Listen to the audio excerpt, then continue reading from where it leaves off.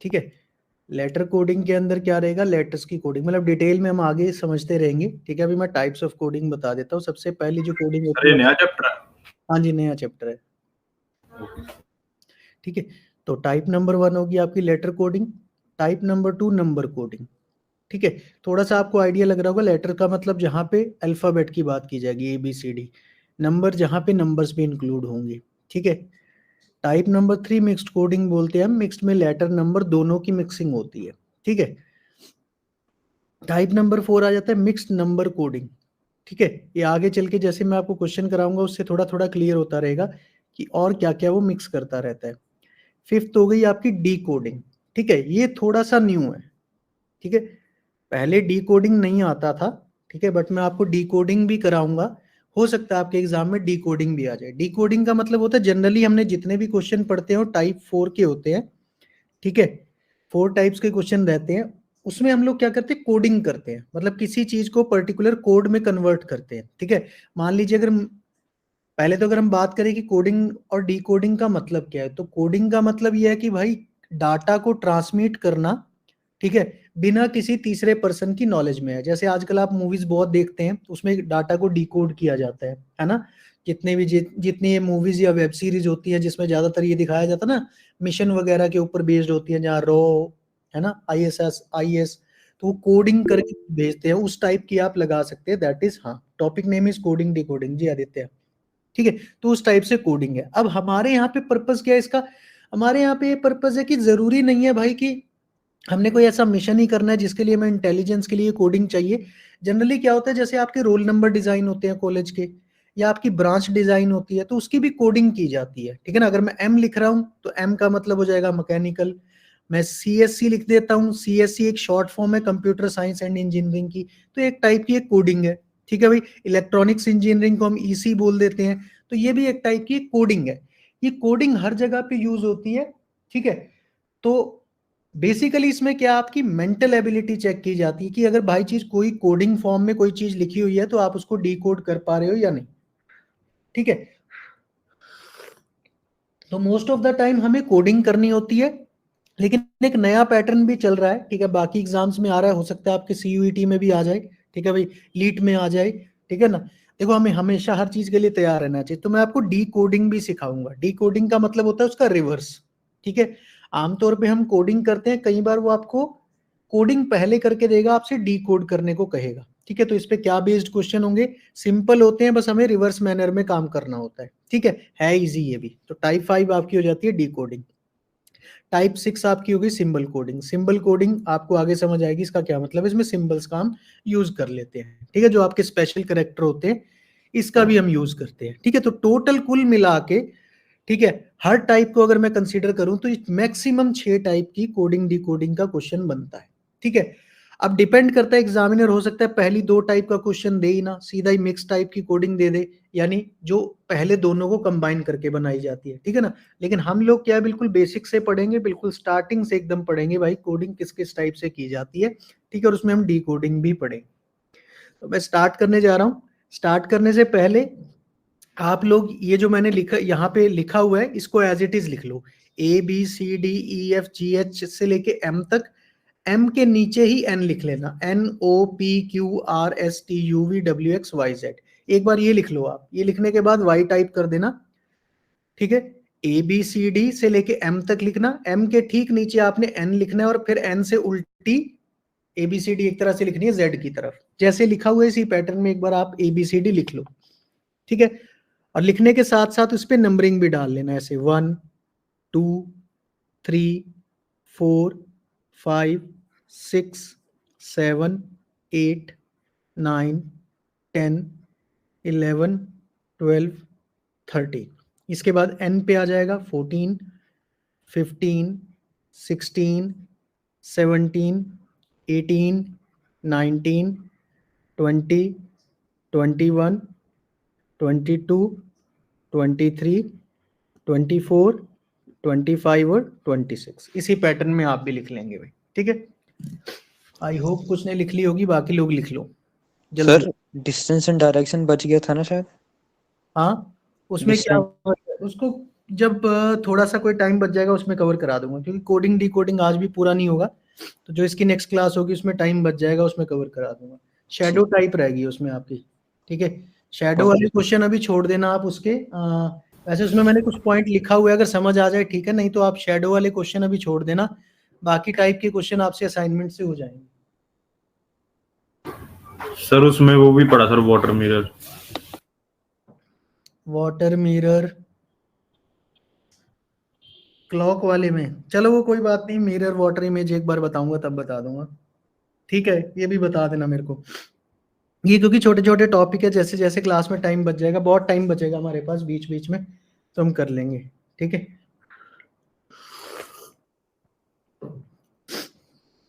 ये लिख लिया भाई, Y Y Y Y Y Y Y Y Y, ठीक है। अब देखो बेसिकली क्या है, कोडिंग डिकोडिंग के लिए आपको तीन चीजें चाहिए भाई, ठीक है। पहली चीज होती है अल्फाबेट की पोजीशनिंग, और जिसे हम बोलते हैं स्ट्रेट पोजीशनिंग। तो जो अभी मैंने लिखी है ये अल्फाबेट की स्ट्रेट पोजीशनिंग है, यानी ए का नंबर है 1, बी का नंबर है 2, इसी तरह से जेड का नंबर है 26, ये इनकी पोजीशनिंग है, ठीक है। सिमिलरली क्वेश्चन में या तो वो स्ट्रेट पोजीशनिंग का यूज करेगा कोडिंग डिकोडिंग करते हुए, या रिवर्स पोजीशनिंग का यूज करेगा। अब रिवर्स पोजीशन निकालने के लिए हम लोग क्या करते हैं, रिवर्स पोजीशन का मतलब यह है भाई कि अगर मैं z को 1 लिख दूं, y को 2 लिख दूं, सो ऑन, तो रिवर्स पोजीशन क्या बनेगी। तो अगर आप अपनी कॉपी पे नंबर्स को ऐसे लिख लेते हो तो आपके पास स्ट्रेट और रिवर्स दोनों पोजीशनिंग आपके सामने। एग्जाम्पल के तौर पे बता देता हूं, ए की स्ट्रेट पोजीशन है यानी सीधी पोजीशन 1, और ए की रिवर्स पोजीशन क्या है 26, ठीक है। ये जो आमने सामने मैंने लिखवाए इसका रीजन यही है, हर अल्फाबेट की दो पोजीशन होती हैं, एक स्ट्रेट और एक रिवर्स। तो जो ऊपर लिखी है ये ऊपर वालों की स्ट्रेट पोजीशन है, और जो नीचे लिखी है ये ऊपर वालों की रिवर्स पोजीशन है। यानी अगर मैं आपसे बोलूं कि भाई डी की स्ट्रेट पोजीशन बताओ, तो डी की स्ट्रेट पोजीशन हो गई 4, और यहीं मैं पूछूं डी की रिवर्स पोजीशन बताओ, तो वो ये नीचे लिखी है, तो डी की रिवर्स पोजीशन हो जाएगी 23, ठीक है। एक तो मेथड ये है, ठीक है। इसी तरह से अगर मैं पूछूं एस की स्ट्रेट पोजीशन क्या है, तो एस की स्ट्रेट पोजीशन यानी नॉर्मल पोजीशन तो है 19 जो नॉर्मल है, और इसकी रिवर्स पोजीशन कितनी है 8, ठीक है। अब एग्जामिनर स्ट्रेट पोजीशन भी यूज कर सकता है, रिवर्स पोजीशन भी, तो हमें इनकी दोनों पोजीशन पता होनी चाहिए, ठीक है। क्लियर है। वैसे तो जैसे जैसे हम क्वेश्चन प्रैक्टिस करेंगे खुद में खुद याद होनी शुरू हो जाएंगी, ठीक है। सेकंड चीज, अगर आप ऐसे याद नहीं रख सकते तो बहुत सिंपल सा है, स्ट्रेट पोजीशन तो आप पता लगा ही लोगे, है ना, लिख लोगे। रिवर्स पोजीशन निकालने के लिए हम क्या यूज करते हैं, रिवर्स पोजीशन निकालने के लिए फॉर एग्जांपल मैं आपको बोलूं कि भाई ई की पोजीशन क्या है, तो आप फटाफट बता दोगे सर ई की पोजीशन है 5। फिर मैं पूछूं ई की रिवर्स पोजीशन क्या है, तो उसको बताने के लिए आपको क्या करना है, इस 5 को 27 में से माइनस कर देना है। तो जैसे ही आप 27 में से 5 माइनस करोगे क्या बचेगा 22, तो ये आपकी इसकी रिवर्स पोजीशन हो जाएगी, ठीक है। यानी रिवर्स पोजीशन निकालने के लिए हमें 27 में से स्ट्रेट पोजीशन को माइनस करना है, या ओरिजिनल पोजीशन को हमें माइनस करना है to get the reverse position, ठीक है। अब बात यहां पे आपके दिमाग में आ सकती है, सर अल्फाबेट ए है 1, जेड है 26, अल्फाबेट तो हमारे पास 26 है, अब हम -27 में से क्यों कर रहे हैं। तो उसका बड़ा सिंपल सा लॉजिक है यार, अगर आप किसी भी अल्फाबेट पे देख लो, ए पे और जेड पे दोनों की पोजीशन का सम कितना है 27, बी और वाई को देखो, बी की पोजीशन 2 है, वाई की पोजीशन 25 है, दोनों का सम कितना है 27। मतलब किसी भी नंबर की, किसी भी अल्फाबेट की दोनों पोजीशन का सम 27 होगा, ठीक है। दोनों पोजीशन का सम हमेशा 27 होता है, इसीलिए अगर हमें एक पोजीशन पता है और दूसरी निकालनी है तो हम 27 में से माइनस करते हैं, ये इसका लॉजिक है, ठीक है भाई। क्लियर है। दो दो रिलेशन अभी तक मैंने आपको बताए, पहला straight position, second reverse position, ये दोनों चाहिए। तीसरा अपोजिट लेटर्स, अब अपोजिट लेटर क्या होते हैं वो आपके सामने लिखे हुए, ए के अपोजिट है जेड, बी का अपोजिट लेटर है वाई, सी का अपोजिट लेटर है एक्स, डी का अपोजिट लेटर है डब्ल्यू। इसीलिए मैंने आपको आधी आधी करके लिखवाई है, ताकि आपके तीनों कॉन्सेप्ट एक ही बारी में खत्म हो जाए। आपको रिवर्स लेटर, आपको अपोजिट लेटर चाहिए तो वो आमने सामने आपने लिख ही लिए हैं, यही एक दूसरे के अपोजिट लेटर्स हैं। ठीक है, तो बेसिकली जो ज्यादातर कॉन्सेप्ट यूज किया जाता है, बेसिक कॉन्सेप्ट, या तो वो स्ट्रेट पोजीशन का यूज करेगा या रिवर्स पोजीशन का यूज करेगा या अपोजिट लेटर्स का यूज करता है कोडिंग और डिकोडिंग को करने के लिए। तो ये तीन बेसिक चीजें आपको पता होनी चाहिए। क्लियर होगी तीनों बातें? क्लियर है तो वाई टाइप करेंगे फटाफट से।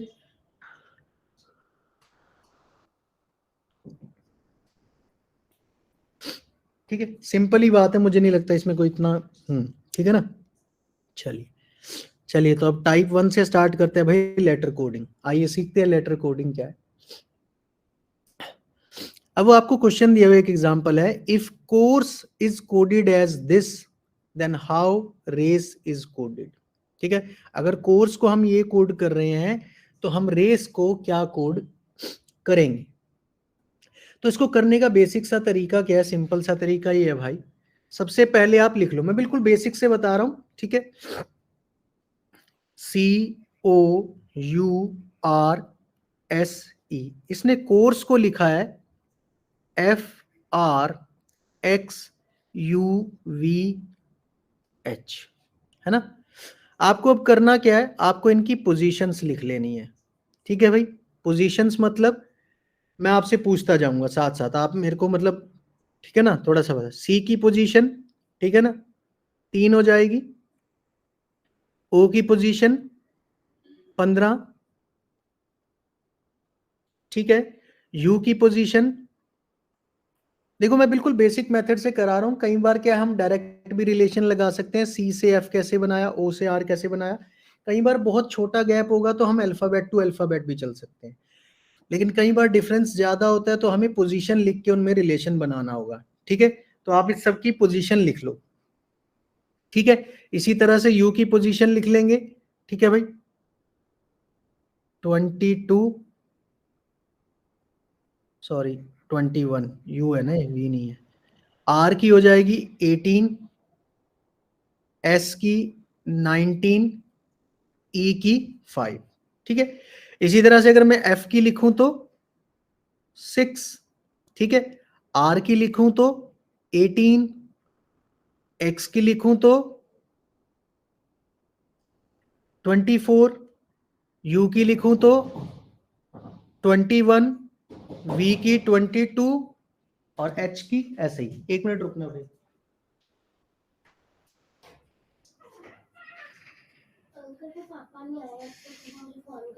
अच्छा, 1 मिनट वेट करो। ठीक है, क्वेश्चन इतना ट्राई करो, मैं आ रहा हूं, 1 मिनट।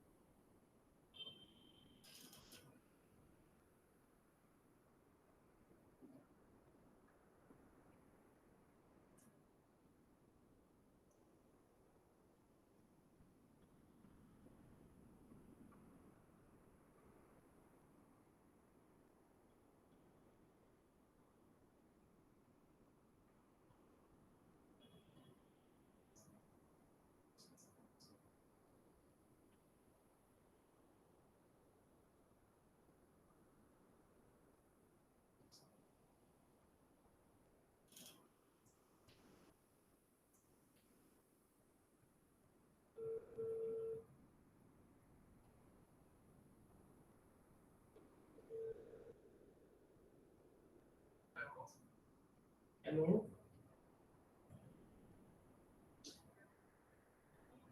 अच्छा अच्छा, वो बस वही पूछ रही थी बेचारी की कहाँ रह गया। ठीक है सर, ठीक ठीक ठीक, आ रहे हैं 10-15 मिनट तक। ठीक है, कोई इशू नहीं है, खूब कर दिया, बुला लिया।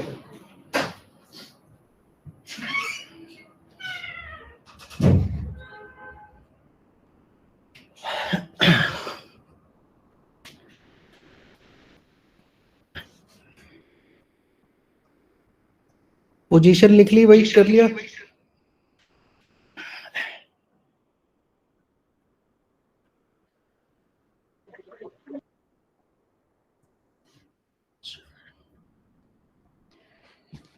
ठीक है, तो आप ऐसी पोजीशन लिख के हम इसमें रिलेशन देख लेंगे। जैसे 3 और 6 में क्या रिलेशन है, +3 हो रहा है। इसी तरह से 15 और 18 में +3 हो रहा है। तो अब आपको समझ आ गया होगा ये बेसिकली क्या कॉन्सेप्ट यूज कर रहा है, 3-3 पोजीशन आगे जा रहा है। ठीक है ना, 3-3 पोजीशन आगे जा रहा है। तो इसी तरह से अगर हम बिल्कुल बेसिक से करें तो RACE, रेस की अगर हमें कोडिंग करनी होगी तो हम रेस की नंबरिंग लिख लेंगे। इसी तरह से उसमें +3 +3 +3 कर देंगे, हमारा आंसर आ जाएगा। ठीक है, अब मैं आपको ऑप्शंस दिखा रहा हूं क्योंकि कई बार क्वेश्चन ऑप्शन से बहुत जल्दी हो जाएंगे। ठीक है, अभी क्योंकि मुझे बेसिक बताना था इसलिए मैंने पहले आपको ऑप्शन नहीं दिखाए थे।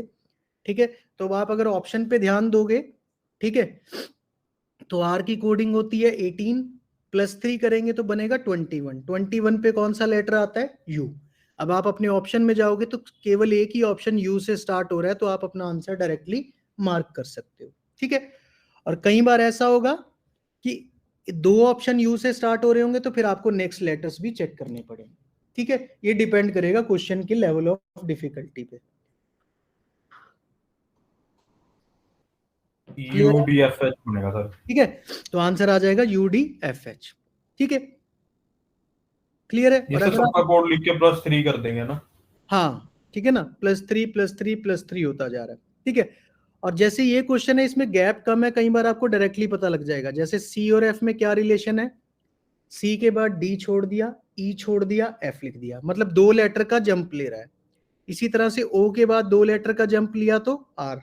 तो हम लेटर के अकॉर्डिंग भी कर सकते हैं और नंबरिंग के अकॉर्डिंग भी कर सकते हैं। ये डिपेंड करेगा आपके ऊपर, आप कौन सा मेथड प्रेफर करते हो। ठीक है, तो जौन सा मेथड आपको कंफर्टेबल लगे आप उसके अकॉर्डिंग कर सकते हो। अगर आप लेटर में जंप बहुत इजीली कवर कर सकते हो तो लेटर जंपिंग के हिसाब से चलेंगे, और अगर आप नंबरिंग में कर सकते हो तो नंबरिंग के अकॉर्डिंग चलेंगे। ठीक है, क्लियर हो गया भाई? क्लियर है तो एक बार वाई टाइप कर देंगे फटाफट से। सर मुझे कुछ कहना है सर। हम्म। सर कुछ बच्चे ना ज्वाइन करने की कोशिश कर रहे हैं मीटिंग में, तो सर उन्हें ज्वाइन करवा दीजिए। यार वो नवीन सर के पास है, राइट। सर वो बहुत बच्चे कह रहे हैं ना, तो मैंने सोचा आपको बोल दूं, एक बार उनको ही मीटिंग में हूं ना। उनको यही बोल दो कि नवीन सर को कॉल करेंगे एक बार। ठीक है सर। ठीक है, यस सर। ठीक ठीक ठीक है, तो ये आपका इस टाइप से हो जाएगा। अब नेक्स्ट क्वेश्चन देखिए, in a certain code monkey is written as this, then how tiger is written. Options दिखा रहा हूं मैं आपको। ठीक है, ओहो,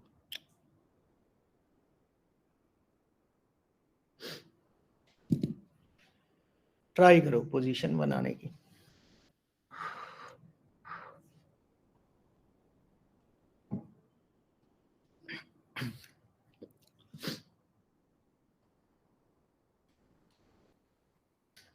ऑप्शन देखने से थोड़ा ये फायदा होगा आपको, थोड़ा कॉन्सेप्ट और पता लग जाता है कि आप जो सोच रहे हो वो लगेगा या नहीं लगेगा,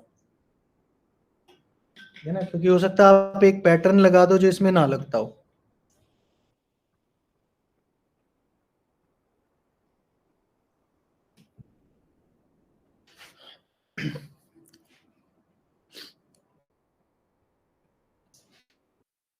CAD, अब देखो इसका आंसर है ए ऑप्शन। ठीक है, अब इसका लॉजिक क्या है, the letter of the words are written in reverse order and then each letter is moved 1 step backward to obtain the code. ठीक है भाई, थोड़ा सा समझ में आया? नहीं आया तो देखो, जनरली क्या होता है, जैसे पहले में था एफ को रिलेट, सॉरी, सी को हमने रिलेट किया था एफ से, ओ को रिलेट किया था आर से, बट ये क्या कर रहा है, ठीक है, लेटर को रिवर्स ऑर्डर में लिख रहा है। मतलब इधर एम यहां पे स्टार्टिंग है और इधर ये रिवर्स ऑर्डर में लिख रहा है ऐसे। ठीक है, अगर मैं आपको थोड़ा सा समझाने की कोशिश करूं, इसका लास्ट लेटर और इसका फर्स्ट लेटर कनेक्टेड है, सेकंड लास्ट और सेकंड कनेक्टेड है, ये इनके बीच में -1 -1 -1 ऐसे चल रहा है। देखो थोड़ा सा कनेक्टिविटी बनी, y से पहले क्या आता है x, तो y आखिरी लेटर है लेकिन लिखना हमें इसे सबसे पहले है, ठीक है। e से पहले क्या आता है d, k से पहले क्या आता है j, ऐसे लिखना है। तो इसी तरह से हम यहां से स्टार्ट करेंगे इस बार r से, r से पहले क्या आता है PQ, है ना, और Q वाला एक ही ऑप्शन है तो A आंसर हो जाएगा। इसी तरह से E से पहले क्या आता है D, ऐसे लिखना है हमें। G से पहले क्या आता है F, I से पहले क्या आता है H, T से पहले क्या आता है S, मतलब रिवर्स ऑर्डर में चल रहे हैं। या तो आप इसको ऐसे समझ सकते हो, ठीक है भाई, नहीं तो इसका दूसरा भी तरीका होता है। दूसरा होता है पैटर्न ये, मंकी को लिख रहा है ये XDJMNL, ठीक है।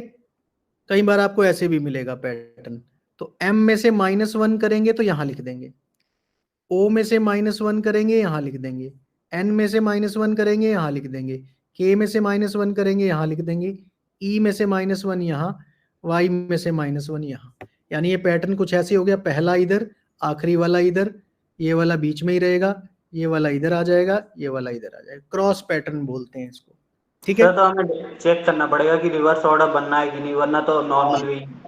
बिल्कुल, क्या सर हम सर मंकी के नीचे सर इसको एल से शुरू करके एक्स तक वैसे भी लिख सकते हैं। ठीक है। Hello sir. हेलो, हाँ जी। सर वो हम इसको एल से लेके सर एक्स तक वैसे भी लिख सकते हैं सर मंकी के नीचे सर, वही ऊपर वाली स्टेटमेंट बन जाएगी सर। हाँ हाँ, वो भी कर सकते हो, बट बेसिकली ये रहेगा ना, ठीक है। ठीक है। उसको रिवर्स करने की बजाय आपको देखना होगा ना कि उसने रिवर्स किया है। अपनी मर्जी से आप इसको ऐसे रिवर्स करके नहीं लिख सकते, बेसिकली बस वही देखना आपको, ठीक है ना। तो या तो आप इसको ऐसे क्रॉस पैटर्न में लिख सकते हो, और या जैसे मैंने बताया था MONKEY, तो आपको स्टार्ट लास्ट से करना है, लिखना पहले ऐसे, या आप ऐसे लिख सकते हो -1 -1 -1। तो दोनों तरीके हैं, आप जैसे भी कंफर्टेबल हो उसके अकॉर्डिंग इसको लिख के बना सकते हो, ठीक है।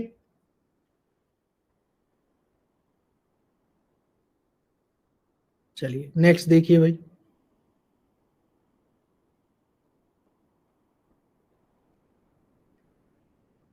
ध्यान से क्वेश्चन पढ़ो, ऑप्शन देखो, ऑप्शन से आपको आइडिया लग जाएगा।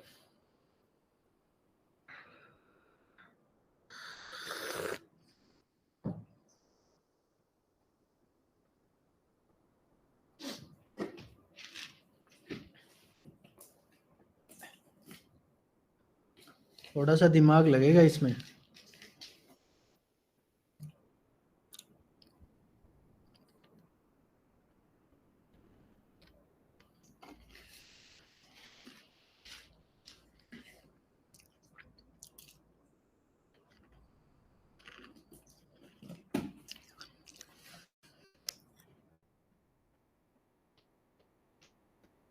आदित्य बोल रहे हैं डी ऑप्शन, अच्छा।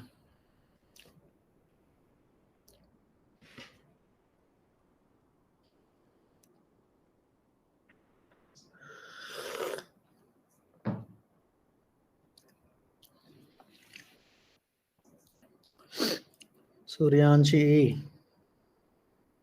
सुयश,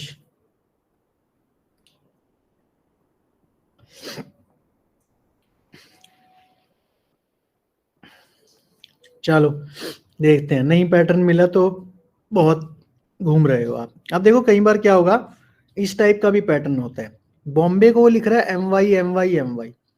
तो जब कभी भी आपको ऐसे रिपीटेशन दिखे ना, तो आप एक चीज समझ लेना, वो इनकी पोजीशन से कुछ नहीं कर रहा, यानी आपको इसकी कोई कोडिंग वगैरह कुछ नहीं लिखनी, कोई पोजीशन स्टेट रिवर्स नहीं देखनी, इसका मतलब पैटर्न इसी के अंदर छुपा हुआ है। तो जनरली जब ऐसे रिपीटेड लेटर्स मिलेंगे तो पैटर्न कुछ इस टाइप का होता है, BO छोड़ दिया, नेक्स्ट लेटर लिखा, फिर 2 लेटर छोड़ दिए, Y लिखा, तो इसी को MY 3 बार लिख दिया।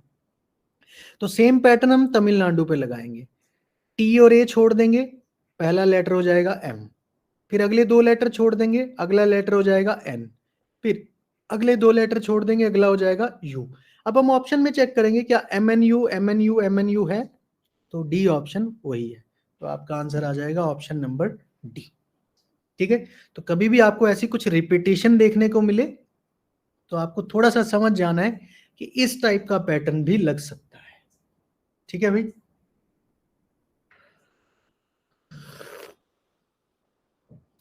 दो दो लेटर छोड़ना है। हाँ, दो दो लेटर छोड़ना है। ठीक है, पहले दो लेटर छोड़ेंगे, नेक्स्ट पिक कर लेंगे, फिर अगले दो छोड़ेंगे, नेक्स्ट पिक कर लेंगे।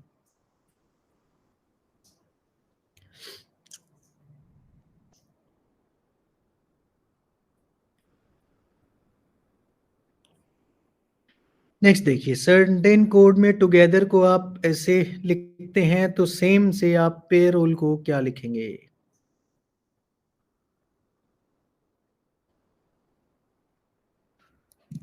बताइए।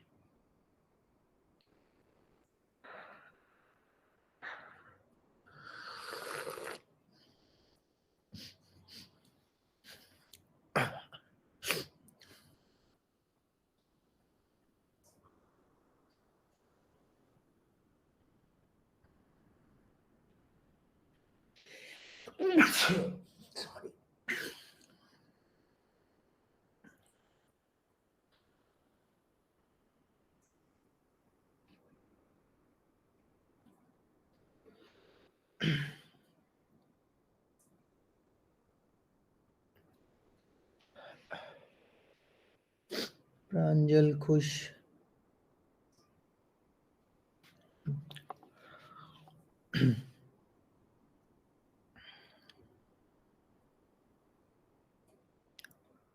बाकी लोग कर रहे हैं भाई ट्राई।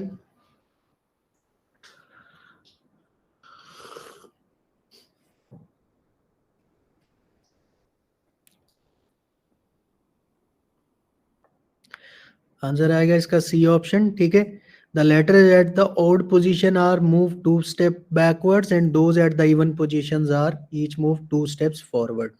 ठीक है, -2 + 2। ठीक है, ऑड पोजीशन वाले के लिए हम पीछे वाले लेटर्स यूज करेंगे और इवन पोजीशंस वालों के लिए हम आगे वाले लेटर्स यूज करेंगे। ठीक है, लेटर्स में जाओगे तो +2 -2, नंबर्स में जाओगे तो एक एक बढ़ जाएगा क्योंकि टोटल 27 होता है, तो +3 -3 इस अकॉर्डिंग चलेगा। ठीक है, एक एक का गैप है, मतलब समझ रहे हो ना, लेटर्स और नंबर्स में थोड़ा सा फर्क होता है। ठीक है, तो ये ध्यान रखना। जैसे अगर मैं बात करूं T और R, अगर पोजीशन लिखोगे इसकी 20 है, इसकी 18 है, तो एक तरह से -2 हो रहा है। ठीक है, और अगर लेटर का गैप देखोगे तो एक का ही होगा। ठीक है, RST, तो लेटर्स की टर्म में एक स्टेप पीछे आना है, नंबर्स की टर्म्स में 2 स्टेप पीछे आना है। ठीक है, तो लेटर और नंबर में थोड़ा फर्क होता है, थोड़ा ये आप ध्यान रखिएगा। ठीक है भाई, इसी तरह से O की बात करूं तो Q लिखा है।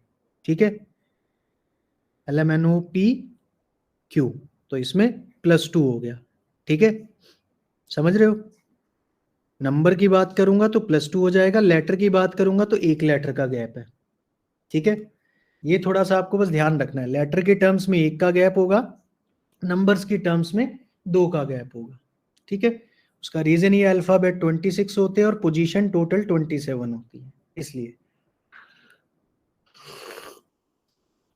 समझ गए, ओड इवन का खेल है। ओड पोजीशन पे आपको -2 करना है नंबर्स में, इवन पोजीशन में आपको +2 करना है। ठीक है,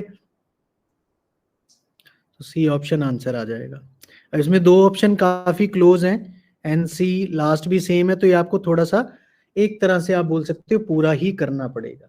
ठीक है, क्योंकि पहला देखते ही N आंसर आ जाए, N से ये दो तो कैंसिल हो नहीं जाएंगे। सर, थर्ड तक करना पड़ेगा। ठीक है ना, तो आपको थर्ड तक तो एटलीस्ट करना ही पड़ेगा। ठीक है, क्योंकि आप फर्स्ट देखो या लास्ट भी देखो, दोनों का ही सेम है। कई बार क्या होगा, फर्स्ट अलग होगा, लास्ट सेम होगा, या कई बार फर्स्ट सेम होगा, लास्ट अलग होगा, तो यहां से भी हमें पता लग जाता है। बट यहाँ पे आपको क्या है, लगभग 2 या 3 स्टेप तो करने पड़ेंगे।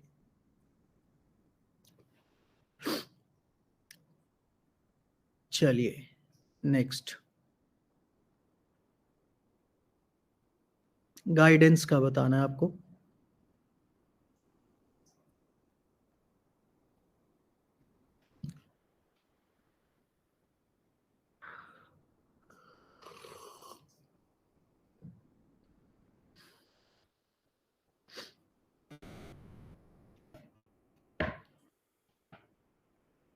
करिए ट्राई।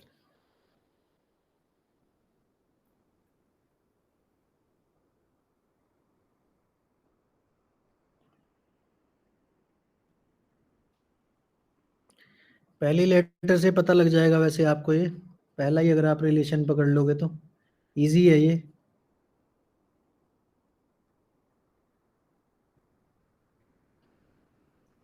एक स्टेप बैक आ रहा है ना, सी से बी पे आया, एक स्टेप बैक आ गया तो जी से पहले क्या आता है, एफ, तो डी ऑप्शन हो जाएगा, बाकी कुछ सोचने की जरूरत नहीं है। ठीक है, बहुत सिंपल था ये।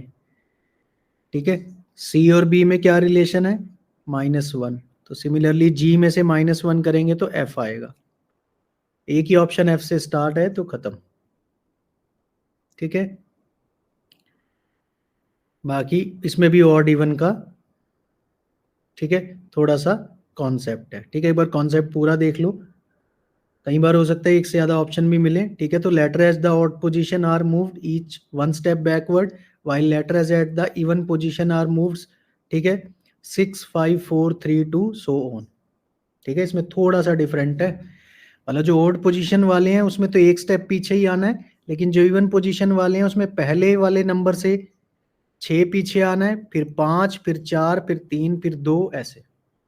ठीक है भाई, मतलब इसमें कॉन्टिन्यूसली एक एक कम होता जा रहा है, वो फिक्स्ड है, एक स्टेप पीछे ही आना है। इवन वाले में पहले 6 स्टेप पीछे, फिर नेक्स्ट इवन जो लेटर आएगा उसमें 5, फिर नेक्स्ट जो इवन लेटर आएगा उसमें 4, 3, ऐसे। ठीक है, ये इसका पैटर्न है। बाकी मैंने कोशिश की है, लिख दिया इसी में थोड़ा सा, ताकि आपको जब पीपीटी बाद में भी प्रैक्टिस करो तो इजीली पता लग जाए भी क्या पैटर्न है। ठीक है ना, तो कोशिश मेरी यही है। ठीक है, क्लियर हो गया। चलिए, तो ये थी आपकी लेटर कोडिंग। तो आपको थोड़ा थोड़ा बेसिक आइडिया लगा होगा कि लेटर कोडिंग में किस किस टाइप के पैटर्न्स लग सकते हैं। ठीक है, देखो पैटर्न जब हम सीरीज टॉपिक करेंगे, कोडिंग डिकोडिंग करेंगे, एनालॉगी करेंगे, तो इनमें पैटर्न लिमिटेड नहीं है। ठीक है ना, जितना हो सकता है हम उतने टाइप के पैटर्न्स कवर करेंगे, बट स्टिल ये तीनों ऐसे टॉपिक है जिसमें पैटर्न्स अनलिमिटेड है। ठीक है, तो इसके लिए आपको क्या है, प्रैक्टिस बहुत करनी होगी। ठीक है, ये आप थोड़ा सा ध्यान रखिए, जितनी आप प्रैक्टिस करोगे उतने ही नए और अलग टाइप के पैटर्न आपको पता लगेंगे, उतने ही पैटर्न फिर आप एट दैट टाइम पेपर में जल्दी से लगा पाओगे और पहचान पाओगे। ठीक है ना, तो इसमें मैं आपको 100 क्वेश्चन कराऊं, 200 कराऊं, जितने कराऊं सब कम है। सिंपल सा लॉजिक है, क्योंकि इसमें पैटर्न्स बहुत ज्यादा होते हैं। ठीक है, बट सीयूईटी की बात करूं तो सीयूईटी में मैंने देखा जनरली पैटर्न बहुत इजी आते हैं, सिंपल ही आते हैं। ठीक है ना, तो उसमें पैटर्न ज्यादा टफ नहीं आते। लीट के भी एग्जाम्स में ज्यादा, हाँ लीट में भी ज्यादातर आपके ये लगा लो कि रिवर्स पोजीशन तक मैक्सिमम वो जाता है, बहुत ज्यादा कॉम्प्लिकेट नहीं आते। ठीक है, एक नॉर्मल ही रहता है। कौन सी रीडिंग है सर वैसे सबसे ज्यादा डिफिकल्ट? इसी में नहीं, सब में बराबर ही रहता है, इतना कोई डिफिकल्ट मैंने देखा नहीं, सब में लेवल सेम है। ठीक है ना, हाँ अगर आप में से कोई मान लीजिए बिल्कुल ही अलग तैयारी कर रहा है, फॉर एग्जांपल, ठीक है, कोई सीडीएस की कर रहा है या थोड़ा सा, उसमें थोड़ा लेवल अप आ जाता है। ठीक है, बाकी आपके लेवल तक नॉर्मल ही रहता है, बहुत ज़्यादा टफ नहीं है, लेकिन फिर भी मैं आपको थोड़ा सा गाइड करूंगा कि इसकी प्रैक्टिस आप कर लेना। ठीक है ना, कि जितने इसमें आपको पैटर्न मिल सके, स्पेशली सीरीज और एनालॉगी में। ठीक है, क्योंकि उसमें पैटर्न काफ़ी तरह के हैं, जितना आप प्रैक्टिस करोगे उतना ही आपको सीखने को मिलेगा। कोडिंग डिकोडिंग भी चल जाता है, थोड़ा सा जो कन्फ्यूजन आती है वो सीरीज, ठीक है, कई बार मिसिंग नंबर आता है। ठीक है, कई बार आता है, कई बार नहीं आता। ठीक है ना, तो वो जो टॉपिक्स हैं वो सारे रिलेटेड है, जो पैटर्न सीरीज के हैं वही पैटर्न एनालॉगी के हैं, वही पैटर्न मिसिंग नंबर के हैं। ठीक है ना, तो ये आपस में तीनों कनेक्टेड है। सर सीजीएल और सीएचएसएल में हाई आता होगा सर? थोड़ा, बहुत ज्यादा भी नहीं, लेकिन कंपैरेटिवली आपके सीयूईटी और लीड से अप आता है। ठीक है, ओके। हाँ, तो जब भी आप कोई क्वेश्चंस अगर मान लो इसकी प्रैक्टिस भी करो ना, क्योंकि देखो यार नेट पे कोई लेवल नहीं है, नेट पे टफ से टफ भी है। एक नॉर्मल सी बात है, अगर मैं अपना प्रोडक्ट बेचना चाहता हूँ तो मैं मुश्किल चीज दिखाऊंगा आपको। ठीक है ना, एक नंबर सी बात है यार, मेरे को अपनी टेस्ट सीरीज बेचनी है। एक लॉजिक बताता हूँ मैं आपको सिंपल, अगर मैं एक बिजनेसमैन हूँ, मुझे अपनी टेस्ट सीरीज बेचनी है, तो मैं ऐसा टेस्ट आपके सामने लाऊंगा या ऐसे क्वेश्चन अपनी वेबसाइट पे फ्रीली डालूंगा जो आपसे एकदम से ना सॉल्व हो। तभी आप मेरी टेस्ट सीरीज परचेज करोगे ना, हाँ यार इसमें कुछ नया है, ठीक है ना। तो जनरली होता क्या है भाई, देखो मार्केट में ये सब भी चलता है, तो इसीलिए आप कहीं से भी जब प्रैक्टिस कर रहे हो, आपको कहीं डाउट लगे कि ये क्वेश्चन मेरे लेवल का है नहीं है, तो बजाय किसी और से पूछने के, ठीक है, मैं अपने सब्जेक्ट के बारे में नहीं कह रहा, आप किसी भी सब्जेक्ट की तैयारी कर रहे हैं, अपने कंसर्न सब्जेक्ट टीचर से ही पूछें, क्योंकि जो गाइडेंस वो आपको देगा वो कोई और नहीं दे सकता। अब आप मेरे से अपने किसी और सब्जेक्ट के बारे में पूछो, मान लो आप अपने मैथ्स वाले कोर्स में ही पूछो, तो यार मैं उसमें नहीं बता सकता, क्योंकि मुझे उसका इतना आइडिया नहीं है जितना मुझे अपने क्वांट और रीजनिंग का आइडिया है, ठीक। इसी तरह से आप मेरे सब्जेक्ट के बारे में किसी और से पूछोगे तो उसको इतना नहीं पता जितना मुझे पता है, ठीक है, चाहे उस बंदे ने लीड का पेपर दिया है, जो मर्जी किया है, ठीक है भाई, लेकिन उसका अपना एक्सपीरियंस सिर्फ अपना है। लेकिन जो आपका सब्जेक्ट टीचर होता है उसके पास सभी बच्चों का, मार्केट का, ठीक है, teaching experience, past experience, updated experience, paper setting experience, सब एक्सपीरियंस होता है। तो मेरी हमेशा आपको राय यही रहेगी भाई, किसी और की सुनने की बजाय अपने सब्जेक्ट टीचर से ही टच में रहो, उसी से पूछते रहो। मैंने ये क्वेश्चन नेट पे देखा कि हाँ, तो उसी से पूछना है आपको कि क्या मुझे ये लेवल का क्वेश्चन करना है या नहीं करना है, ठीक है, ये सबसे बेस्ट रहता है, ठीक है। तो ये चीज थोड़ा सा आप ध्यान रखिएगा।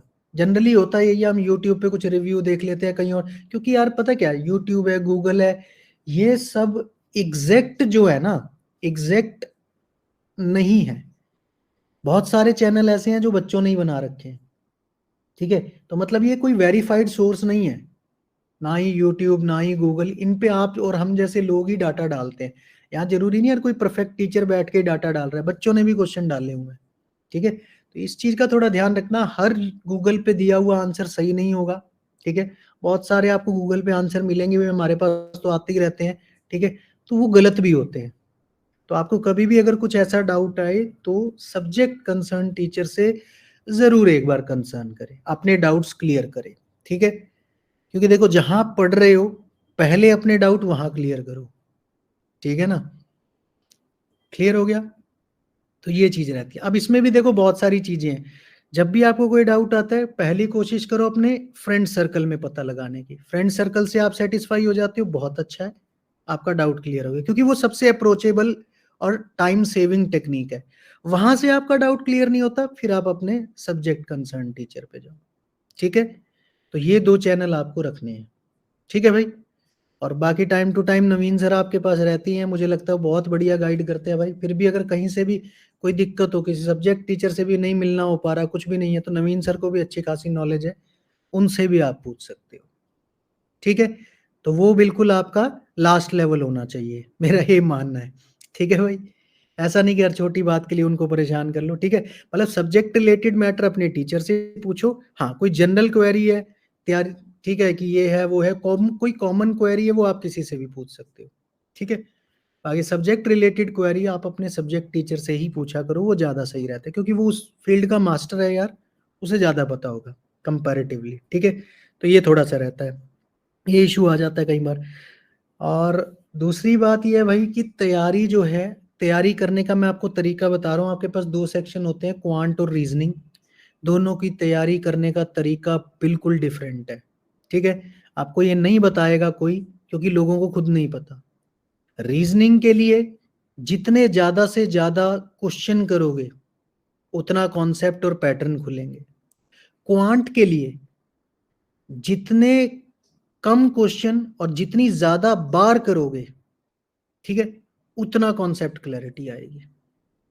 ये मैं आपको बार बार बता रहा हूँ, एक चीज हमेशा ध्यान रखना, क्वांट में आपको बहुत सारे क्वेश्चन ट्राई नहीं करने हैं। मान लो मैंने क्वेश्चन कराए, आपके पास असाइनमेंट है, आपने कर ली, मोर देन सफिशिएंट है। बस प्रॉब्लम क्या है, प्रॉब्लम ये है आप उस क्वेश्चन को 1 या 2 ही बार करते हो। होता क्या है, आज आता है, जब पेपर आने की बारी आएगी तब तक 5-6 चैप्टर हो जाते हैं, आप पहले चैप्टर का कॉन्सेप्ट भूल जाते हो, ठीक है। क्वांट में आप वहां फंसते हो। क्वांट में आपको कॉन्सेप्ट बहुत अच्छे से क्लियर करना है, और वो क्लियर कब होगा, जब आप एक क्वेश्चन कम से कम 5 बार करोगे, ठीक है भाई।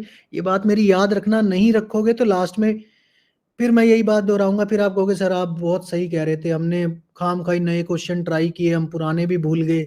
ठीक है, तो ये चीज ध्यान रखना भाई, क्वांट की तैयारी का एक तरीका है, क्वेश्चन करो चाहे 50, लेकिन वही क्वेश्चन अगर आप 50 बार कर लो तो बहुत अच्छा है।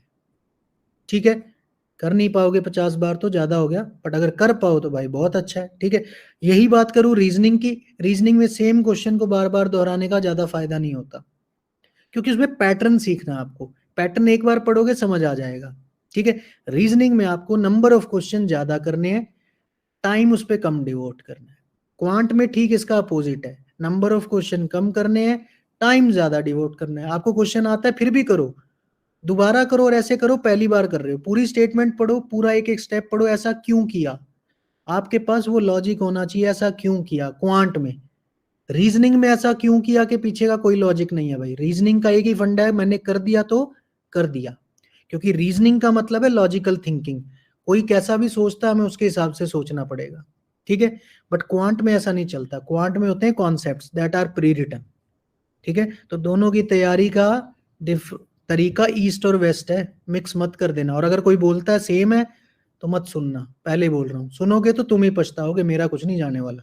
ठीक है, फ्यूचर तुम्हारा खराब होगा, इस चीज की तो मैं गारंटी लेता हूँ भाई। क्वांट और रीजनिंग बिल्कुल डिफरेंट चीज है, दोनों का तरीका बिल्कुल डिफरेंट है। ठीक है, और कोई कहता है सेम पैटर्न से दोनों की तैयारी होगी, बिल्कुल नहीं होगी। ठीक है, करोगे तो खुद ही दुखी होगे बाद में। क्वांट में ध्यान रखना, क्वेश्चन कम करने हैं, ज्यादा बार करने हैं, कॉन्सेप्ट पे ध्यान रखना है। अगर कॉन्सेप्ट अच्छा होगा स्पीड तभी बनेगी, ध्यान रखिएगा। एक ही मेरे पास बार बार इशू लेके आते हैं बच्चे, सर आप कराते हो जाता है, हम टेस्ट करते हैं हो जाता है, पेपर में नहीं होता, या मॉक टेस्ट देते हैं उसमें नहीं स्पीड बनती। तो उसका एक ही रीजन है भाई कि आपके बेसिक कॉन्सेप्ट वीक हैं, आपने सिर्फ रट्टा लगाया हुआ है, आप क्वांट को रीजनिंग की तरह पढ़ रहे हो, इस क्वेश्चन में ऐसे करना है, इसमें ऐसे करना है, क्यों करना है इसका आपको पता ही नहीं है। ठीक है ना, तो जब तक वो क्यों नहीं पता होगा ना, नया क्वेश्चन नहीं बनेगा। आप 50 छोड़ो 1000 क्वेश्चन कर लो, तब भी क्वांट का एक कोई ना कोई क्वेश्चन जरूर फंसेगा। ठीक है, तो ये चीज ध्यान रख लो और दिमाग में बिठा लो, क्वांट में नंबर ऑफ क्वेश्चन ज्यादा नहीं करने, उन्हीं क्वेश्चन को बार बार करना है, बार बार करना है। कम से कम एक क्वेश्चन, जितनी मैं स्लाइड कराता हूँ ना क्वांट की कराऊंगा, अभी तो हमने रीजनिंग स्टार्ट की हुई है, तो अगर मान लो मैंने भाई क्लास में 25 क्वेश्चन कराए तो एक एक क्वेश्चन को 5-5 बार करना है। अब उसका टाइम कहाँ से लाओगे ये तुमने देखना है। ठीक है भाई, टाइम सब होता है, ये बहाना मेरे आगे तो लगाना ना, मेरे आगे तो कोई भी बहाना लगाता ना सर टाइम नहीं होता, मेरा एक ही क्वेश्चन होता है, बेटा ये बताओ क्या कोमा में थे। अगर कोई मुझे कहता है कि मैं कोमा में था, मेरे हाथ पैर नहीं चल रहे थे, वो बंदा तैयारी नहीं कर सकता। बाकी सब बहाने हैं भाई जीवन के, चाहे आप हो चाहे मैं हूं।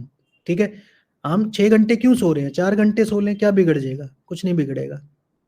ठीक है, तो ये सब बहाने हैं, गेस्ट आ गए थे, ये आ गया था, वो सबकी लाइफ में आते हैं भाई। ठीक है, इसलिए ये सब बहाने कुछ नहीं चलेंगे। एक जीवन का असूल बांध लो, अगर मैंने काम नहीं किया ना तो मुझे एक्सेप्ट करना पड़ेगा उसे। ठीक है, मैं भी आप में ही आता हूँ, हमारा भी सेम फंड है भाई, ऐसा नहीं हम तुमसे अलग हैं। हमारी भी कोशिश यही होती है, बहाना मार दो, घर में गेस्ट आ गए थे नहीं कर पाया, तो नहीं कर पाया तो गलती किसकी है, मेरी है। बस इसको अपना असूल बना लो अगले 6 महीने के लिए, कि मेरे से अगर कोई गलती होगी तो मैंने मान लेना चुप करके, और उस पर काम करना है, बहस नहीं करनी। ठीक है, तो एक जीवन का आप भी फंडा बना लो कि मेरे से अगर कोई काम नहीं हुआ तो मेरी गलती है। क्यों, क्योंकि भाई मेरे हाथ पैर काम करते हैं, मैं बिल्कुल सही बंदा हूं, क्यों नहीं हुआ मेरे से। गेस्ट आए थे, जो भी आया था, तो वो जो टाइम है वो मुझे ही फाइंड आउट करना था। अगर मेरे 4 घंटे कहीं खराब हुए हैं तो 4 घंटे कवर करना मेरी जिम्मेवारी है, किसी और की नहीं है, क्योंकि फ्यूचर मेरा बनना है। ठीक है, दूसरी चीज ध्यान रख लो बेटा, टीचर अच्छा बुरा कोई नहीं होता। ठीक है, ऐसा नहीं आप मेरे से पढ़ रहे हो तो बहुत महान टीचर से पढ़ रहे हो, किसी और से पढ़ रहे हो, कोई और पढ़ रहा है तो उसको अच्छा टीचर नहीं मिला। टीचर अपनी शिद्दत से पूरा पढ़ाता है, हर टीचर बराबर का पढ़ाता है। ठीक है, क्योंकि अगर मैं पढ़ा रहा हूँ, आप इस टाइम 24 लोग हो, 24 लोगों को पढ़ा रहा हूँ। ठीक है, अब 24 के नंबर सेम तो नहीं आने वाले, टीचर तो मैं ही हूँ, तो टीचर कैसे श्रेय ले सकता है। मैं इस बात को कभी बिलीव नहीं करता कि सारा श्रेय मुझे दो, मेरा रोल है सारथी का, मैं आपको जगह तक पहुंचा सकता हूं। बेटा लड़ाई आपको लड़नी पड़ेगी।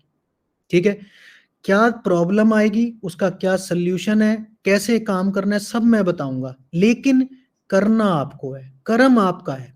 तो अगर आप कल को सिलेक्ट होते हो तो मेरा रोल सिर्फ 10% है, 90% रोल तुम्हारा है। आप सिलेक्ट नहीं होते, सेम, मेरा रोल 10% है, 90% रोल तुम्हारा है। ठीक है, मैं 1 लाख बच्चा पढ़ाता हूँ, 2 लाख पढ़ाता हूँ, सारा सिलेक्ट नहीं होता, तो भैया जो नहीं सिलेक्ट होते उनको भी तो मैं ही पढ़ा रहा हूँ, तो सारा श्रेय टीचर नहीं ले सकता बच्चे को पास कराने का। ठीक है, मैं कभी नहीं लेता, सिंपल सी बात है। मैं बोलता हूँ बच्चे की अपनी मेहनत है, मैं सबको बराबर बताता हूँ। जो मैं ये अब राम कहानी बोल रहा हूँ सबके लिए बोल रहा हूँ, जो इसको सुनेगा, इस पे अमल करेगा, कल को वो पेपर क्लियर कर लेगा। जो नहीं सुनेगा वो पेपर नहीं क्लियर करेगा, दोबारा फिर मिलेगा रिवीजन बैच में या किसी और बैच में। ठीक है, तो एक सिंपल सा सीधा सा फंडा है भाई। ठीक है, ये आप एक तो ये चीज अपने दिमाग से निकाल दो। कई बार क्या होता है, ये इशू भी आता है, ऑनलाइन ऑफलाइन कई बार चलती है ना, तो ये इशू भी हमने देखा, बच्चे आपस में झगड़ते हैं, तुम्हारा टीचर अच्छा है, हमारा ये नहीं वो नहीं। ये सब ना फजूल की बातें हैं यार, इन सबको छोड़ दो। कोई टीचर मना नहीं करता। ठीक है, आप डाउट मेरे से लो, किसी से लो, हर टीचर आपको डाउट दे देगा, कोई दिक्कत नहीं है। ठीक है, सिर्फ आप एक चीज जानो, अगर आप कुछ सीखने आए हो, कुछ सीखना चाहते हो, तो आपको सीखने को मिलेगा। ठीक है, क्लियर है? तो ये बात अपने दिमाग से निकाल देना भाई, मुझे अच्छा टीचर नहीं मिला, मुझे माड़ा टीचर मिला, फला डिमका। सिंपल सी बात है, टीचर का रोल है 10%। ठीक है, 90% आपका है। और मैं आपको हर छोटी बात बताऊंगा, मुझे किसी और का नहीं पता, बट मैं जानता हूं, मैं आपको हर छोटी बात बताऊंगा जो आपके एग्जाम के लिए फायदेमंद है। अब उस पर आप काम करते हो या नहीं करते हो, ये डिसाइडिंग फैक्टर होगा आपके सिलेक्ट होने का या ना होने का। ठीक है, तो मैं जो दूसरी मेन बात ये बोल रहा था कि कभी भी आप अगर कहीं से भी प्रैक्टिस कर रहे हो, मैं नहीं बोल रहा कहीं से प्रैक्टिस ना करो। ठीक है, आपने सब कर लिया, वर्कशीट भी कर ली, टेस्ट भी दे लिया, मान्य भाई गूगल पे जाके प्रैक्टिस करनी है, करो। अगर आपको कोई क्वेश्चन टिपिकल लग रहा है पर्टिकुलर, तो आप एक बार मेरे से कंसल्ट कर लो, सर क्या मैं इस लेवल के क्वेश्चन ट्राई करूं या ना करूं। तो मैं हाँ बोलूंगा तो करना, ना बोलूंगा तो मत करना। ठीक है, क्यों? रीजन ये होता है बेटा, देखो सिंपल सी बात है, एक बच्चा है जिसके बेसिक बहुत अच्छे हैं, ठीक है, वो अभी 90% पे है, तो जो काम वो कर रहा है जरूरी नहीं है 70% वाला भी वही काम करे, क्योंकि 70 वाले को पहले 90 पे आना है, फिर वो एक्स्ट्रा काम करना है। समझ रहे हो? सबके पास 24 घंटे ही हैं, तो अगर ये 90% वाला सिर्फ 2 घंटे काम करके काम चला रहा है, तो 70% वाला सिर्फ 2 घंटे करके काम नहीं चला सकता। इसको पहले 90 पे आने के लिए 4 घंटे लगेंगे, और ये जो आगे का 2 काम कर रहा है, तो टोटल इसके 6 घंटे हो गए। अगर ये 90 पे आ जाता है, तो अगर इसका माइंड 90 के हिसाब से नहीं है, तो 2 घंटे वाला काम ये 4 घंटे में करेगा, तो 4 + 4 इसको टोटल 8 घंटे लगेंगे इस मुकाम पे पहुंचने के लिए। ठीक है, तो ये बात आप जान लो, किसी को देख के अपना टाइम डिसाइड ना करो कि वो 2 घंटे पढ़ता है तो मैं भी 2 घंटे पढ़ूंगा। भाई हो सकता है उसका 2 घंटे से काम चल रहा हो, आपका नहीं चलेगा। आपको अगर 4 घंटे पढ़ना पड़ता है तो आप पढ़ेंगे।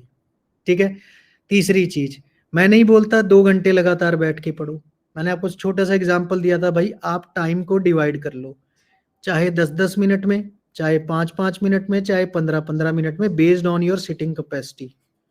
हमेशा छोटी चीज से स्टार्ट करो। ठीक है, ये चीज समझ लो, ये हमें भी पता है यार, 9 से 5 कॉलेज लगाने के बाद कितना टाइम बचता है। तो मैं ये नहीं बोल रहा कि 9 से 5 आपको टाइम ही नहीं मिलता, मिलता है। 9 से 10 अगर लेक्चर है, तो कम से कम टीचर 5 मिनट तो लेता है अटेंडेंस लेने के लिए, तो उन 5 मिनट में आप यारी दोस्ती की बातें ना करते हुए, जो चीज आपको वीक लगती है, किसी को स्क्वायर्स याद नहीं होते, क्यूब्स नहीं होते, किसी की टेबल स्लो है, टेबल याद ही करनी है भाई, किसी को लग रहा है मुझे 17 का नहीं आता, 18 का नहीं आता, तो उन 5 मिनट में करो ना, कौन रोक रहा है। तो ये आपको ये छोटे छोटे 5-10 मिनट अपनी लाइफ से निकालने पड़ेंगे भाई। 9 से 5 में कितने घंटे होते हैं टोटल, बताओ जल्दी से। 9 से 5 में कितने घंटे हो गए? टाइप करो भाई। 8 इतना ही गिनना भूल गए, कॉलेज नहीं जाते क्या? हम पता 8, नहीं लगता सर 5 कब बज जाते हैं सर कॉलेज में। तो इन 8 में से हम 1 घंटा छोड़ देते हैं भाई लंच के लिए। ठीक है, फिर तुम कहोगे सर ज्यादा जाती कर रहे हैं, 1 घंटा वो छोड़ दो, 7 घंटे रह गए। अगर 1 घंटे में आप 5 मिनट निकाल रहे हो, तो 7 घंटे में कितने मिनट निकाल लोगे? 35 मिनट। 35 मिनट, मोटा मोटा आधा घंटा हो गया भाई। आधा घंटा तो आपको कॉलेज में ही मिल जाता है, अगर आप सिर्फ 5 मिनट अपने डिवोट करते हो तो। जो इससे ज्यादा कर पाएगा वो और निकाल लेगा। तो ये मेरा एक सिर्फ बताने का तरीका है भाई, कि जहां हम बोलते हैं ना बिल्कुल टाइम नहीं होता, टाइम नहीं होता, देखो टाइम निकालना पड़ेगा। जीवन में सबके पास 24 ही घंटे हैं, इससे ज्यादा किसी के पास नहीं है। ठीक है ना, तो टाइम मैनेज करना सीखो, ये तो आपको आना चाहिए। कल को यार बड़े हो रहे हो, फैमिली भी होनी है आगे, कैसे टाइम मैनेज करोगे? ये सब बातें सिर्फ एग्जाम तक सीमित नहीं है, ये मैं आपको लाइफ का ज्ञान दे रहा हूँ। ये आदत बना लो अपने, जो छोटे छोटे 5-10 मिनट हमारे वेस्ट होते हैं ना, इसको यूटिलाइज करने के लिए। आज यहाँ यूटिलाइज कर रहे हो, कल को इसको किसी और चीज में यूटिलाइज करोगे, ठीक है। कोई भी जो आपके एक्स्ट्रा काम होंगे वो आप इनमें बड़ी आसानी से निबेड़ लोगे, लेकिन कब, जब इसकी आदत होगी, हैबिट होगी। और ये आदत एकदम नहीं लगेगी, ये मैं भी जानता हूँ, ठीक है। आज से शुरू होगे तो कम से कम महीना लग जाएगा आपको इसमें ढलते ढलते, ठीक है। तो जितना जल्दी शुरू करेंगे उतना जल्दी आप पाएंगे। देखो सिलेबस हो जाएगा, कॉन्सेप्ट हो जाएगा, सब कुछ हो जाएगा, बट ये जो बीच बीच में मैं आपको ज्ञान की बातें दूंगा ना, पेपर आपका ये पार कराएंगे या आपको सफल जीवन में ये बनाएंगे। पेपर तो हो सकता है भाई तुम ना पार कर पाओ, क्योंकि मैंने इतना ज्ञान दिया, हो सकता है तुम ना सुनो मेरी, सर तो ऐसे ही बोलते हैं। तो बाद में जब कभी जीवन में मुझे याद करोगे, फिर याद करोगे कि वो 5-5 मिनट की क्या अहमियत थी, ठीक है। तो ये कभी ना कभी तुम्हारे लाइफ में काम जरूर आएगा, ठीक है, अपार्ट फ्रॉम द पेपर।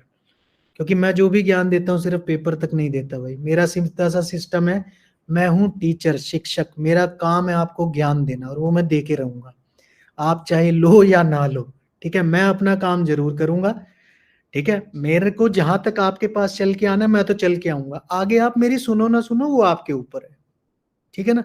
मैं अपना काम ईमानदारी से करता और वो मैं करूंगा, उससे तो मेरे को कोई रोक नहीं सकता। तुम लोग कितने ईमानदार हो वो तुम पे निर्भर करता है, ठीक है ना। जो मेरा कर्म है मैं अपना कर्म कर रहा हूँ और मेरे को उसका फल मिल ही जाएगा, ठीक है। कल को किसी का पेपर निकलेगा, अपने आप दुआएं देगा भाई, अपना उससे जीवन चल जाता है, ठीक है। और जिसका नहीं भी निकलेगा याद वो भी करेगा, और वो ज्यादा याद करता है, ये बता देता हूँ क्यों। वो पल पल याद करेगा, काश मैंने सर की सुन ली होती। जो सफल हो जाएगा तो शायद 1-2 बार याद करके भूल भी जाए, लेकिन जो सफल नहीं होगा वो पल पल याद करेगा कि काश मैंने सर की सुन ली होती, तो आज मेरे दिन कुछ और ही होते, ठीक है। तो इन बातों पे थोड़ा सा यार काम करना शुरू कर दो। देखो कुछ बातें मैं ऐसी बोलता हूँ जो आपको बुरी लगे, क्योंकि देखो हिंदुस्तान है, मैं जानता हूँ, जब तक हमें बुरा नहीं लगता ना हम काम नहीं करते। जब तक आपके मन में ऐसा नहीं होगा ना, अच्छा सर ने मुझे बोल कैसे दिया, मैं ऐसे करके दिखाऊंगा, तब तक आप करोगे ही नहीं। तो मैं कई बार कुछ ऐसी बातें बोलूंगा जो आपको लगेंगी, ठीक है, और वो इसीलिए बोलूंगा ताकि लगे और आप काम करो, ठीक है भाई। क्योंकि मेरी किसी से पर्सनली दुश्मनी तो है नहीं, मैंने तो बता दिया मेरे लिए सब बराबर है भाई, चाहे आप एवरेज स्टूडेंट हो, चाहे टॉपर हो, चाहे क्लास में बिल्कुल आखिरी पे आते हो, मैं अपना काम ईमानदारी से करने वाला हूँ, ठीक है। सुनोगे तो फायदे में रहोगे, नहीं सुनोगे ठीक ही है। और मेरा जो ये प्रवचन होता है ज्यादातर होता है भाई एवरेज स्टूडेंट्स के लिए, ठीक है, यानी जिनकी नैया 70% पे अटकी होती है, और ज्यादातर बच्चे यही होते हैं, ठीक है। टॉपर्स बहुत कम होते हैं क्लास में, और बिलो एवरेज भी बहुत कम होते हैं क्लास में। तो मेरा भी फोकस होता है इन बच्चों पे, ठीक है, क्योंकि इनको कुछ कहने की जरूरत नहीं है। 90% वालों को, इनको मैं कुछ भी प्रवचन नहीं भी दूंगा ना यार, ये भी तब भी नैया पार लगा ही लेंगे। और जो ये जो बिल्कुल लास्ट वाले हैं, ये तो होते ही दो राहे पे हैं, या तो ये पेपर में पढ़ के जाएंगे या नहीं जाएंगे। तो नहीं जाएंगे तो जय सिया राम, है ना, ABCD तुक्का ही चलना, तो इनके लिए मेरी बातों का कोई महत्व नहीं है। और अगर पढ़ के जाएंगे तो फिर ये ऑटोमेटिकली इस बॉक्स में आ जाएंगे, मतलब अगर मेरी बातें सुन लेंगे तो ये यहाँ से उठ के यहाँ आ जाएंगे, अगर यहाँ आ गए तो नैया इनकी भी पार हो जाएगी, ठीक है। और इनके लिए तो मैं कुछ कहूँ या ना कहूँ फर्क नहीं पड़ता, क्योंकि ये मान ही लेंगे। हाँ सिर्फ ये हो सकता है कि अगर ये मेरी बातों पे और अमल कर लें तो आज 90 पे हैं, कहीं ना कहीं ये फिर 95 या उससे ऊपर पहुंच जाएंगे, ठीक है। इन्होंने सफल तो होना ही है, लेकिन जल्दी सफल हो जाएंगे अगर सुनेंगे तो।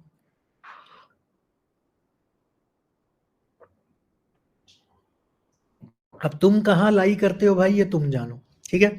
मेरी कोई इंटेंशन नहीं है किसी को बताना कि भाई तू यहाँ है, यहाँ है, यहाँ है। मैं तो ये मान के चलता हूँ मेरे लिए सब बराबर है, ठीक है। और मैं सबको बराबर का ही ज्ञान देता हूँ, सबको बराबर का ही पढ़ाता हूँ, ठीक है।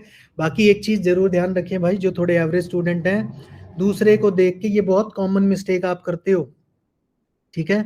दूसरे को देख के अपना टाइम मत सेट करो कि अगला भी तो 1 ही घंटे पढ़ता है, भाई वो 1 घंटे पढ़ के काम कर लेगा, आपका नहीं चलेगा, आपको ज्यादा पढ़ना पड़ेगा, ठीक है।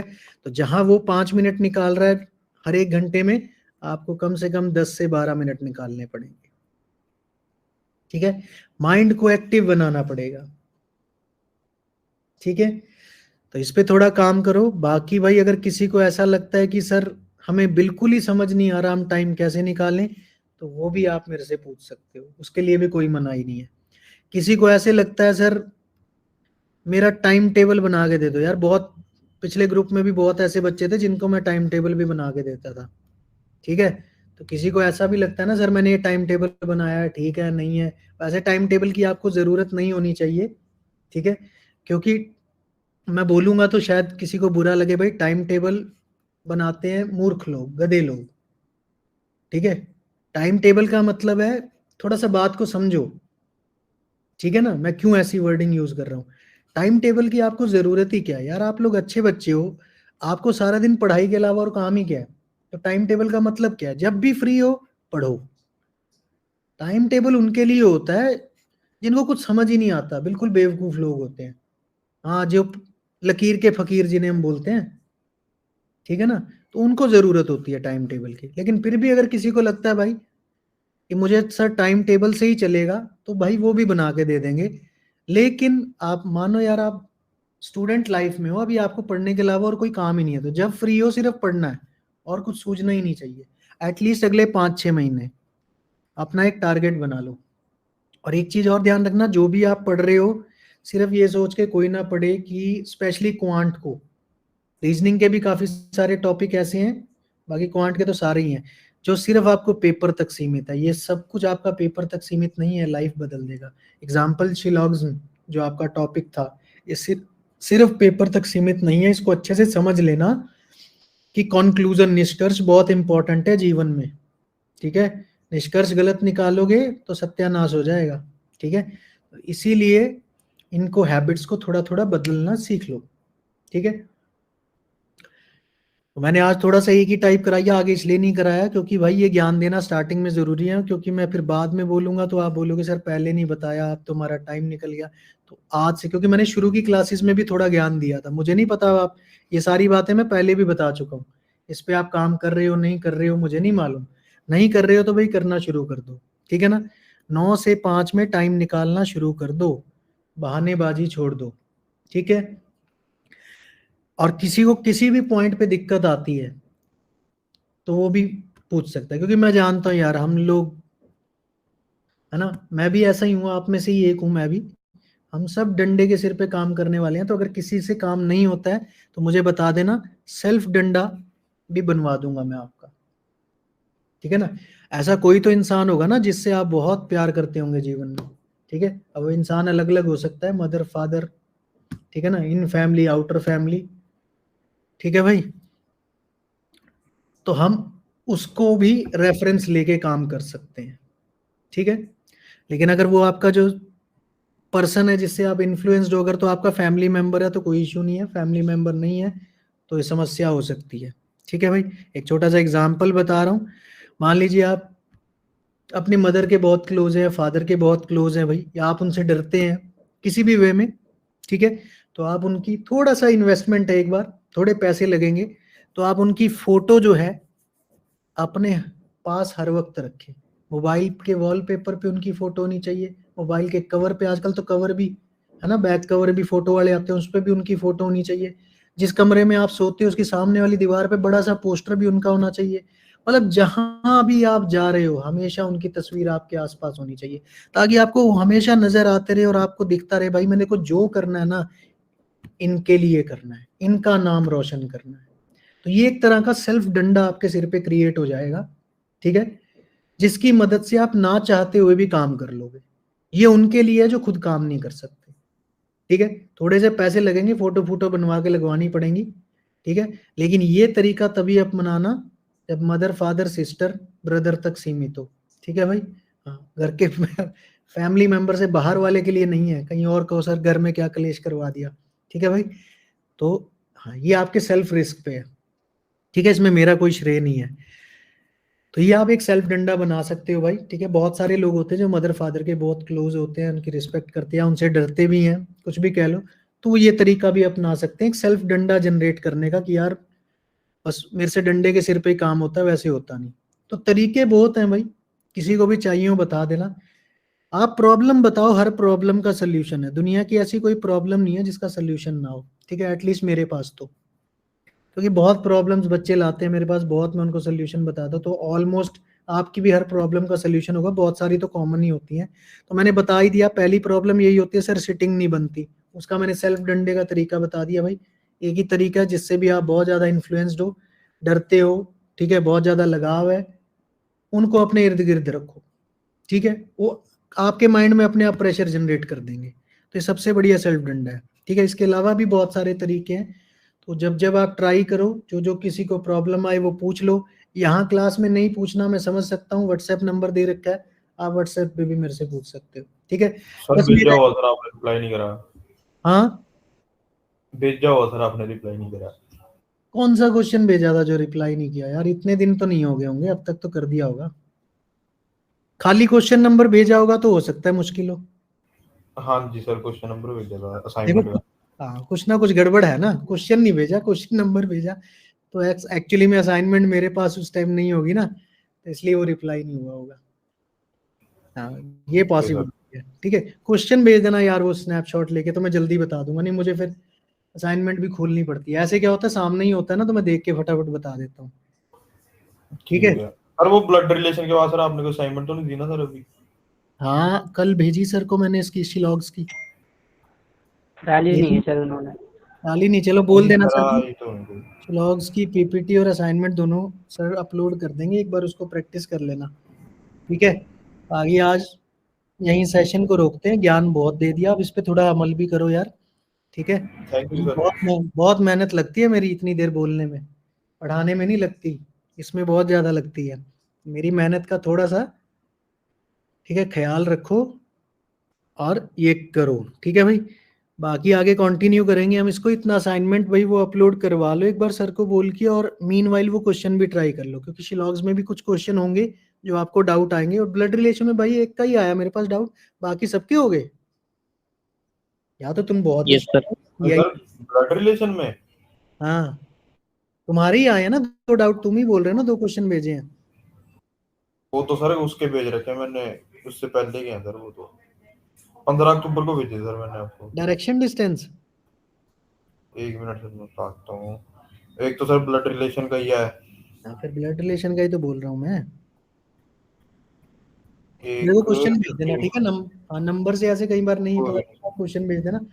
बाकी लोग भी भाई ट्राई कर लो ब्लड रिलेशन के, मुझे लगता है डाउट आने चाहिए थे, नहीं आए, कमाल की बात है। एक क्वेश्चन का तो पक्का डाउट आना चाहिए था। वो सर इजी था सर।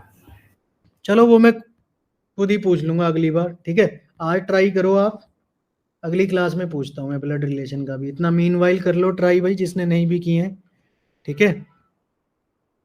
चलो आगे करते हैं अगली क्लास में बात, ठीक है भाई, मिलते हैं। करते रहो तैयारी बढ़िया तरीके से, ठीक है। और जो छोटी मोटी टिप्स दी हैं यार, इन पे काम शुरू कर दो प्लीज, ठीक है, नहीं तो बाद में आपको ही दिक्कत होगी। मेरा तो कुछ नहीं जा रहा, मैंने तो यही बोलते रहना हर बार, इस बैच में नहीं तो अगले बैच में फिर आओगे, रिवीजन बैच में आओगे, फिर यही सारी बातें सुनोगे कुछ नहीं होंगी, कुछ यही होंगी, ठीक। एक क्वेश्चन में सर मिल गया डाउट। भेज दे रहा हूँ मेरे को व्हाट्सएप पे क्वेश्चन, ठीक है, मैं अभी देख लेता हूँ, ठीक है। चलो थैंक यू सर। ठीक है भाई, ओके, मिलते हैं नेक्स्ट क्लास में। थोड़ा सा काम कर लो, और ठीक है, अगली बार ऐसे अच्छा तो नहीं लगता यूं एक एक को पूछूं मैं पर चलो जो जो करने लगे तो भाई थोड़ा सा बताते रहना, ठीक है, व्हाट्सएप पे ही। सर हमने शुरू कर दिया है, चलिए, ओके, गुड नाइट।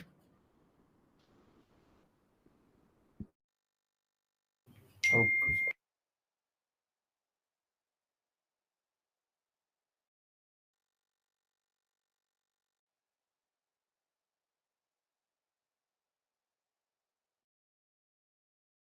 पैंजल भाई ड्रा। हाँ भाई। हाँ चलो चलो लीव करते हैं, चलो लीव करते हैं। चलो, हाँ करो करो करो, ठीक।